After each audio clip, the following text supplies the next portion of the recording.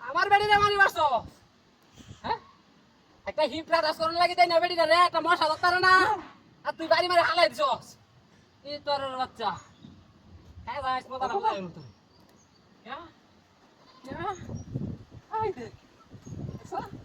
আদে আমরা থাকি তুই তো দল মত হাই দেখি বাহ এ হাই ওরে বাবা বাবা বাইরে কি হাই हाय क्या कितना उड़ता है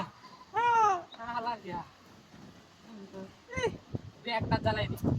बैग लो तो रोज से काम करते था